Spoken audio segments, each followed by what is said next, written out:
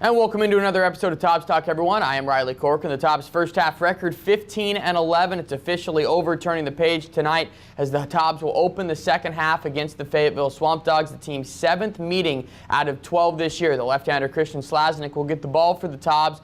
He was a little bit shaky his last time out, but trying to improve on that. The lefty from Eastern Illinois has shown signs of brilliance in his time so far this year. We'll see if he can continue that tonight in his first start against Fayetteville. The Tobs 15-11. They finished third behind Eatonton, who won the first half crown in the East, and Fayetteville, who took second place. The West first half winner was Ashboro. So the records will reset tonight. Tobs will try and be second half champions and propel themselves to the Pettit Cup playoffs in early August. Tonight's ladies' night at the ballpark. We hope to see you out there. Coming up on this episode of Tobs Talk, Austin Love will join me to break down the first half and assess what he thinks is hopefully some positive momentum moving forward. Wilson has won 4 out of their last 5 games. Luke Lowry, the hero from Sunday night's win for the Wilson Tobs, he'll join me later on in the show, and Matt Micah will get you ready for tonight's game against the Fayetteville Swamp Dogs. It's all coming up next. This is Tobs Talk on Greenlight. Riley Corcoran back here with Coach Austin Love. The first half officially over now. The Tobs finished 15-11 in third place, splitting with Fayetteville on Sunday. So we just have to start with that game number 2. Had to be nice to finally get the monkey off the back, beating Fayetteville for the first time. Yeah, the game actually felt a little longer than 7 innings. It seemed like we were down a lot more than the 2-0 and 2-1, and our guys finally found a spark, and we were able to win with a walk-off. And Luke Lowry in the middle of that, of course. We're going to talk with Luke coming up shortly. But that home run he hit over center field, we've seen a bunch of home runs now between opposing teams and with the Tobs this year. Furthest home run hit so far? Probably. He actually hit a ball weeks ago that was a foul ball that I thought maybe wrapped around the foul pole that kind of just disappeared into the night. But that's the farthest ball we've seen here all year. But any ball hitting our ballpark, especially through the middle of the field, is a bomb. I mean, it's unreal. And when he finds the barrel, he has that kind of juice to really make things happen. And for everyone that wasn't there, it was over dead center. So if you've been coming to historic Fleming Stadium for some time, you know that is a shot over the 405 wall. But let's go to game number 1 a little bit. It was just a unique situation coming into the top of the 4th inning. Tobs just really couldn't get the offense going. Ended up losing 4-0, I believe, with Josh Johnson coming in. Just a little bit eerie even trying to coach a game like that where it starts in the 4th inning even though it was tied at 0. I think we had a little bit of lag from the night before, with some particular situations. And then, the lineup card in that situation, we wanted to go with another pitcher, but he wasn't on the card. And then we had to go to Josh, who's a great go-to guy, and just can get the offense going. And then some other crazy stuff happened, still dealing with the lineup card. So, but we were right there in the hunt. A big hit there, big hit here, there. We pretty much could have gotten right back in the ball game. So, we were confident going into the second game. And then a quick turnaround. It was only 20 minutes between the first 2 games, and then an hour and 29 minutes for that second game to complete. It went quick. Matt Borns worked very effectively, and getting the win from a mental side of things. Just finally, so maybe this is the last time I have to talk about the Fayetteville Swamp Dogs in the sense where, okay, they've beaten us 4 in a row, 5 in a row, but now that's finally over. Can turn the page for the second half, at least with Fayetteville. Yeah, and we're going to have them again today, and just finally getting that win against them because I think there was a bit of an aura about them. But and the way we won, was very special. So, they're a good club, and we are as well. So we just got to continue to compete and win pitches against them and try to put their batters away. That's the key because they're very scrappy at the plate. And again, the first half now officially over. In second was Fayetteville. In third, the Wilson Tobs. And now that we have time to at least look back on it, had yesterday off with no game because of the rain out. How would you assess the first half? I mean, up and down, it started great, first 4 wins, and kind of a rough patch in the middle, and then all of a sudden ended on a pretty strong note, winning 4 out of 5. I'm very, very pleased. As we've talked about before, our goal was to win 30 games with the 2 halves combined. To win 15 puts us right on track for that. We played a lot of young men off and on in the first half, trying to see who's going to win jobs for the second half, and, very encouraging, that our kids are still sticking together and pretty much being a team, even though some guys are starting to play a little bit more than others. And, we're pretty excited going into the second half that we can make a run. And we got a good schedule this first week with some home games and, some teams we've done well against. So hopefully we'll start off pretty strong. And we'll see if the Tobs can do that. The All-Star break coming up this weekend, but 5 games before, first one being Fayetteville tonight. Yet again, it seems like playing the Swamp Dogs. 4 out of the last 5 games have been against Fayetteville. But with the pitching matchup tonight, what do you look to expect and to get going and maybe 1-0 again here in the second half? More the same from them, guys who are going to come in and control the zone, throw fastballs, and that's what we have to attack. And our end, I believe Christian Slaznick's going to throw for us, so we're excited about him. He had a great bullpen the other day. He's got a good fastball and mixes up speeds pretty well. So, and they haven't seen him yet. They've seen a couple of other guys who could potentially throw today. So we're hoping that good change of pace with Christian will do us some good. And that might seem like an understatement. They haven't seen a pitcher before, but it's the 7th meeting already between Fayetteville and Wilson. So that is an X factor to at least keep in the bag. We'll see if the Tobs can get it done, and we'll talk with Luke Lowry coming up next. This is Tobs Talk on Greenlight.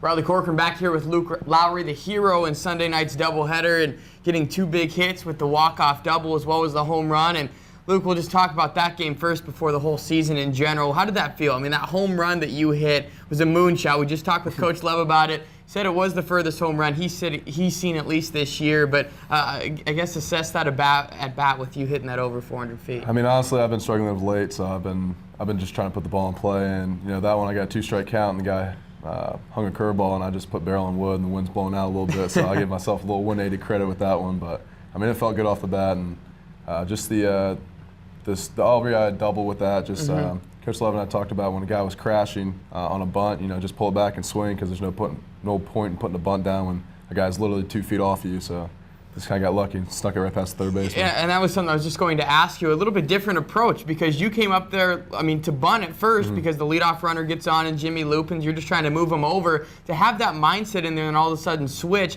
it'd be kind of a rush even in of itself, that at bat. I mean, definitely. I mean, for me though, I've always been a decent bunter, so I've always been able to get the job done. But the first attempt, I wasn't really too sure of myself.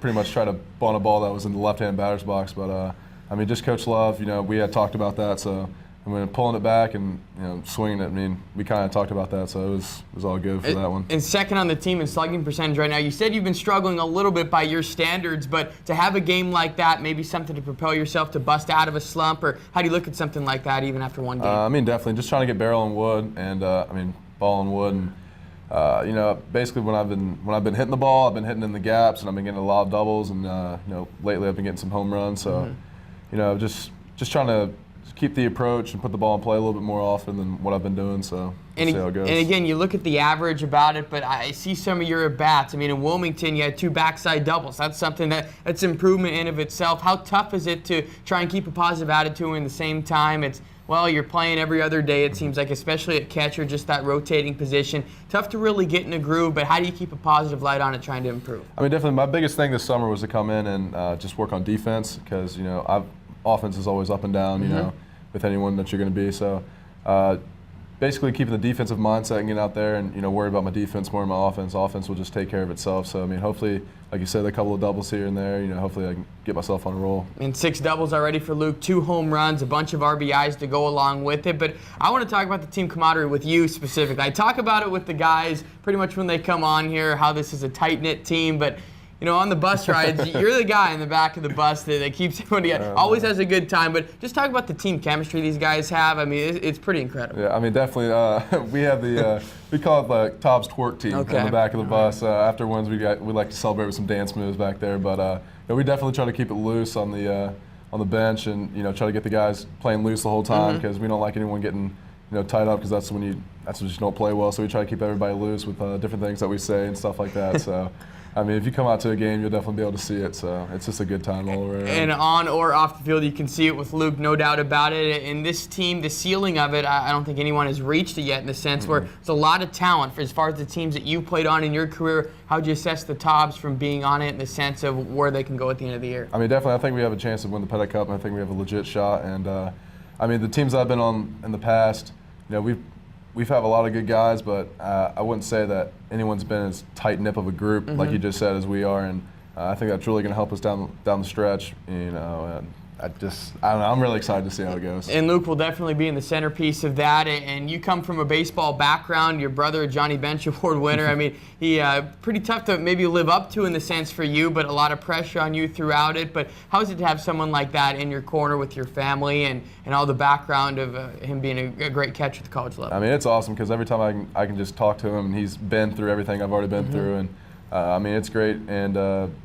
he being AA, and he's not really struggling right now, I wouldn't say, but I mean, definitely last summer he had some struggles with himself. So I mean, the way I've been hitting lately, I can kind of be able to talk to him about it, and I mean, it's just awesome to have somebody like that in your corner. And also, you were just saying that you might be able to see him this week, and that'd be a pretty good throw considering your schedule all the time and his schedule. I'm sure that doesn't get to happen very much. How much are you looking forward to that this weekend? I cannot wait to see him play, and I can't wait to see him in person and everything like that. So, I mean, he's been in Ohio the last couple of months, so I'm very excited to see him play and very excited just to see him in general. And before we get you out of here, for you the rest of this summer, again, it's starting to move up. Things are starting to get better. I know that you've been working very hard on it, but for the next couple of weeks, what are you looking for on an individual level to be satisfied with yourself before you head back to East Carolina next year? Definitely just defensively, receiving and blocking, and hopefully the way I've been throwing the ball lately down second base and down third base, hopefully I can just continue and just kind of cut down the strikeouts a little bit.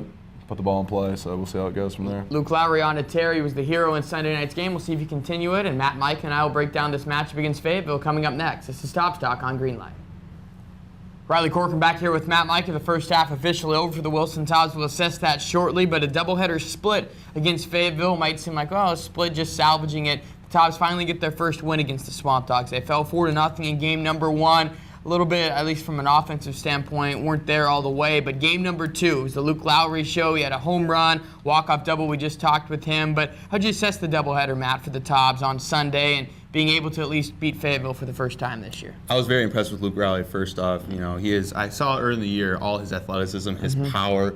During batting practice, he was hitting moonshots, hitting light poles. And at the beginning of the year, he was kind of struggling putting the bat on the ball. And Sunday, he was letting it rip, and he had all the confidence in the world. And he puts on a show in batting practice, like you just said. He passes the eye test initially, trying to work on a few things again this summer. But when you look at 10 hits, 8 of them being extra base hits, he's second on the team in slugging percentage, although he's played pretty much every other game in the sense with the catchers, the rotation. I mean, the ceiling is so high for him in the sense where he just finished his freshman year. How much more can he improve to be that player? I mean, his brother was the Johnny Bench Award winner. He could get to that status in a couple more years. Yeah, the sky's the limit for him. His all the athleticism, he has great power. He has a great arm. He was gunning out people at Fayetteville, who's a great ball club to steal bases. They love pushing, to get extra bases and push, to second to third, and he was gunning out people by a mile. And again, he passes the eye test. He's very good from a defensive standpoint throwing. He just wants to receive a little bit better.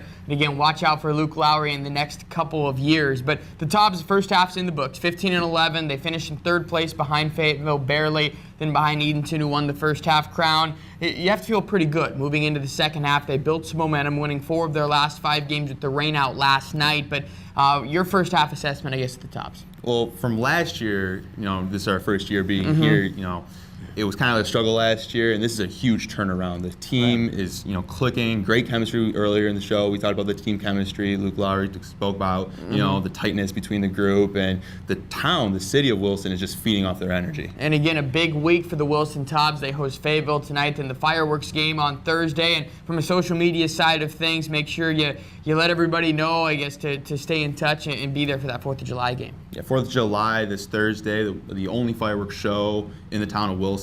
So, come out. It will be a great time. Follow us on Twitter at Wilson Tobs.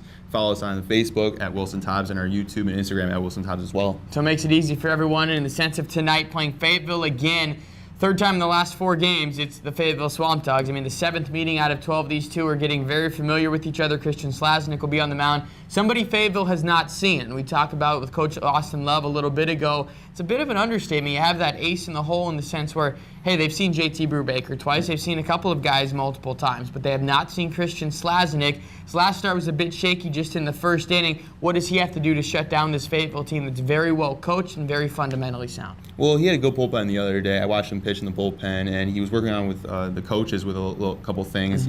What he has to work on is his tempo. When he starts struggling, he's very slow, very deliberate. When he gets in a groove, he establishes that fastball early, and he gets that tempo well. And something else that Slaznik needs to at least work on or try and get better, that one inning, that one bad inning. If he can get over that and limit the damage to 1 or 2 runs, we've seen how good he can be. That happened against Wilmington. That first inning, 1 error, and all of a sudden it turned into a 4-run inning. The Tobs are playing catch-up ever since. See if Christian Slaznik can get the win on the mound tonight against Fayetteville, and we'll wrap up the show next. This is Tobs Talk on Greenlight. And another episode of Tobs Talk in the books. The second half officially opens tonight after the Tobs rain out at Wilmington last night. They'll host Fayetteville yet again, the team's 7th meeting out of 12. Big night at the ballpark. Again, we're looking forward to Thursday, the fireworks show, the only show in town as the Tobs will welcome in Petersburg. But for tonight's contest, we'll see if Wilson can beat Fayetteville for the second time in a row. Christian Slaznik, the left-hander from Eastern Illinois, will be on the mound. You heard from Coach Austin Love and Luke Lowry, a great story and trying to improve that much more. 8 extra base hits out of his 10 hits so far this season. Hit a moonshot on Sunday. We'll see if he can propel the Tobs to victory tonight as well as the rest of the team. So we'll see you on Thursday. This is Tobs Talk on Greenlight.